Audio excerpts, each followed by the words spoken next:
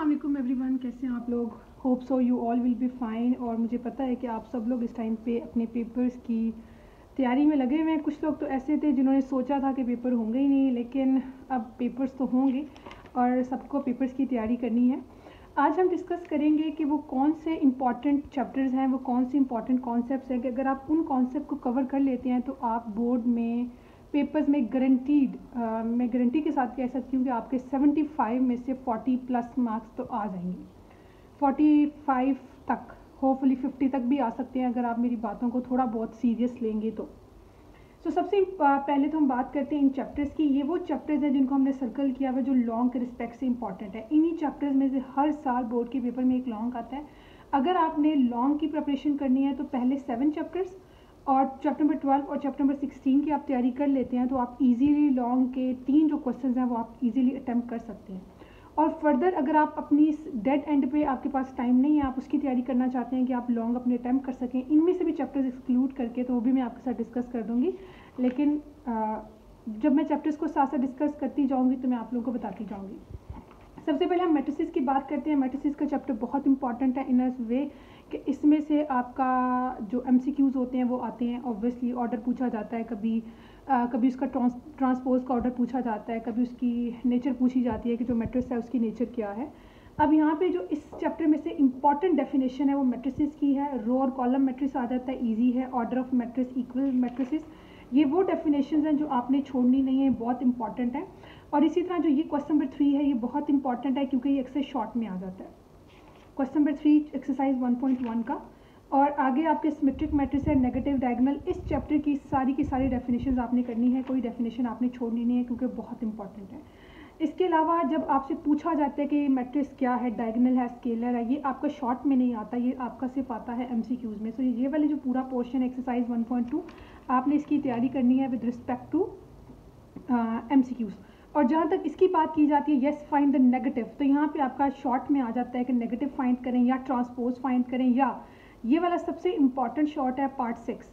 इसको आपने बिल्कुल भी नहीं छोड़ना। आपने 1.2 एक्सरसाइज का क्वेश्चन नंबर 6 आपने लाजमी करना है, ठीक है।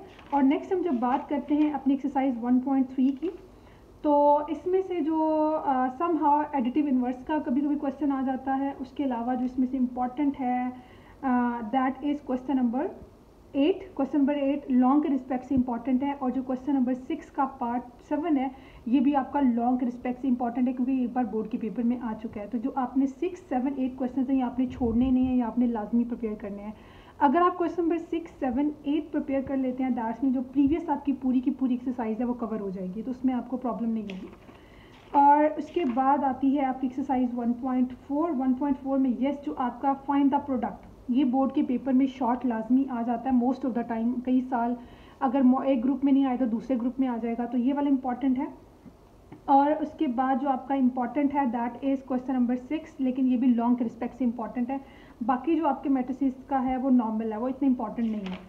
और नेक्स्ट इज़ कि जब आपसे सिंगुलर और नॉन सिंगुलर की समहाउ डेफिनेशन पूछी जाती है, कभी ये MCQs में आ जाता है कि अगर उसका डिटर्मिनेंट 0 हो तो वो मैट्रिसेस जो होते हैं वो सिंगुलर होते हैं कि नॉन सिंगुलर होते हैं।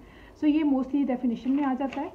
अब आते हैं एक्सरसाइज 1.5 की तरफ। 1.5 में आपका फाइंड द मल्टीप्लिकेटिव इन्वर्स, बहुत कम बोर्ड के पेपर में आया है मल्टीप्लिकेटिव इन्वर्स का, लेकिन क्या पता इस बार आ जाए। और इम्पॉर्टेंट ये है कि जो क्वेश्चन नंबर 4 इज़ इम्पॉर्टेंट और क्वेश्चन नंबर 6, क्वेश्चन नंबर 4 और question number 6 are very important. ये अक्सर बोर्ड के पेपर में आ जाते हैं, बट ये जो क्वेश्चन नंबर 6 है ये आपका लॉन्ग के रिस्पेक्ट से इंपॉर्टेंट है, लेकिन ये इतना इंपॉर्टेंट नहीं है as compare to our exercise 1.6। 1.6 is super important exercise क्योंकि इसके जो पहले 8 पार्ट हैं, पहले 8 पार्ट हर साल बोर्ड के पेपर में आते हैं, हर साल रेगुलर विदाउट एनी मिसिंग। एक साल ऐसा हुआ था कि जब आपका 1.6 में वो इसमें से क्वेश्चन नहीं आया था, इसके अलावा एक क्वेश्चन आया था, अदरवाइज ये हर साल ये क्वेश्चन आता है। इसमें या आपसे ग्रामर रूल पूछा जाता है या इन्वर्जन मेथड पूछा जाता है। तो 1.6 एक्सरसाइज को डबल टिक कर लें अगर आप लॉन्ग के क्वेश्चंस की प्रिपरेशन करना चाहते हैं। इस एक्सरसाइज को आपने बिल्कुल भी छोड़ना नहीं है। अब जहाँ तक बात आती है रिव्यू एक्सरसाइज की, एक्सरसाइजेज बहुत इंपॉर्टेंट हैं, ये आपने सारी की सारी सॉल्व करनी है क्योंकि जितना भी आपके MCQs आएंगे इनमें से 95% जो आपके MCQs होंगे वो आपकी रिव्यू एक्सरसाइजेज में से होंगे।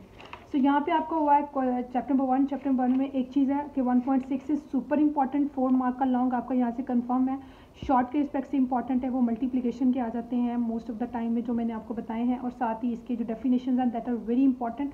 एटलीस्ट 6 मार्क्स का जो है वो आपके शॉर्ट आ जाते हैं यहाँ से, और आपके 2 MCQs तकरीबन आ जाते हैं, और यहाँ से 12 मार्क्स का पेपर जो आपका होता है तकरीबन वो आपका 1.6 एक्सरसाइज से बन जाता है।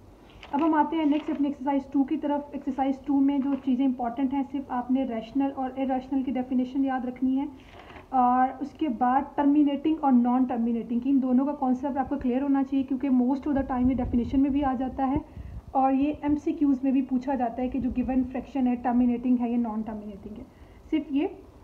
और कई बार ये क्वेश्चन आ जाता है कि इसको रिप्रेजेंट करें नंबर लाइन पे, ये दोनों क्वेश्चन इंपॉर्टेंट नहीं है, these is also not important. हाँ, represent the following on a number line, question number 4 is important. यहाँ से जो आपके ALP के जो सिलेबस में है जो भी हैं वो उनको लाजमी देख लीजिएगा कि वो आ जाते हैं। Question number 5 is also very important, ये भी बोर्ड के पेपर्स में आ चुका है।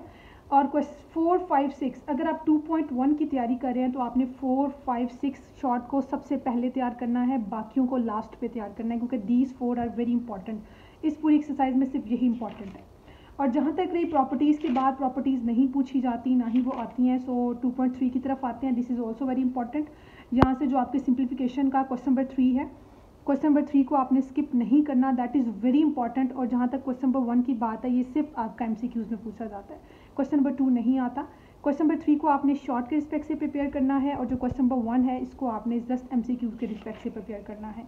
And 2.4 is very important. 2.4 exercise बहुत इंपॉर्टेंट है, क्योंकि इसमें से आपका एक ना एक क्वेश्चन बोर्ड के पेपर में हर साल आ जाता है।